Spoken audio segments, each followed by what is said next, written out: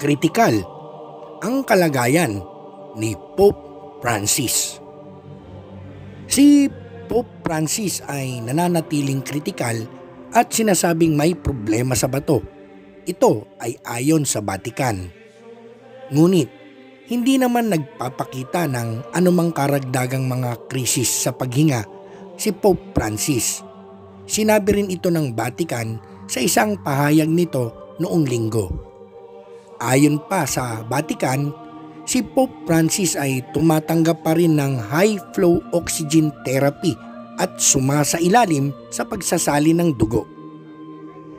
Ipinakita rin ng mga pagsusuri sa dugo na mayroon siyang initial mild renal insufficiency, isang problema sa bato na kasalukuyang nakokontrol naman ang paglala. Sinabi rin ng tagapagsalita ng Vatican na si Pope Francis ay patuloy naman sa pagiging alerto at nakakausap pa ng maayos. Si Pope Francis ay na-admit sa Gemelli Hospital ng Rome noong February 14.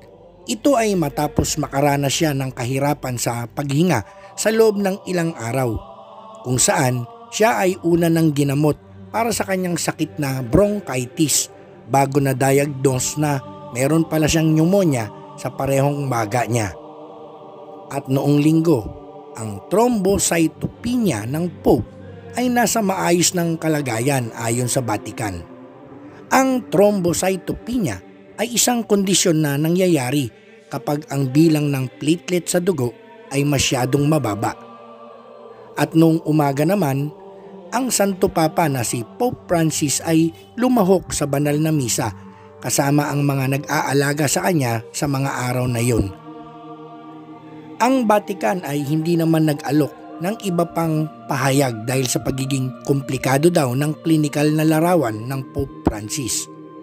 Ang bagong pahayag na ito ay dumating matapos sabihin ng Vatican noong Sabado na ang Santo Papa ay nakaranas ng respiratory crisis at nasa isang kritikal na kondisyon.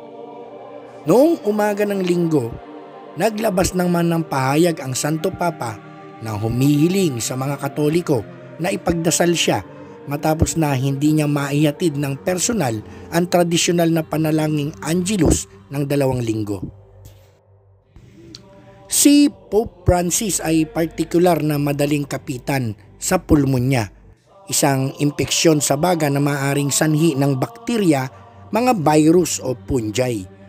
Pagkatapos niyang makuha ang pleurisy, isang sakit ng pamamaga ng mga baga. Ito ay nakuha niya noong siya ay binata pa, kaya siya ay sumailalim sa isang operasyon kung saan tinanggal ang ilang bahagi ng kanyang baga.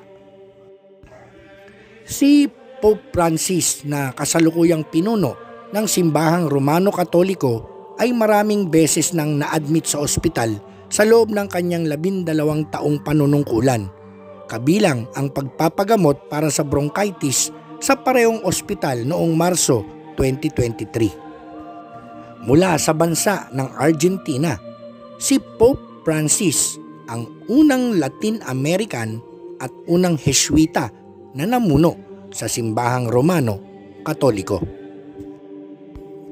Sana'y nagustuhan ninyo ang aking video at huwag niyo pong kalilimutang i-click ang like button at mag-subscribe sa aking channel.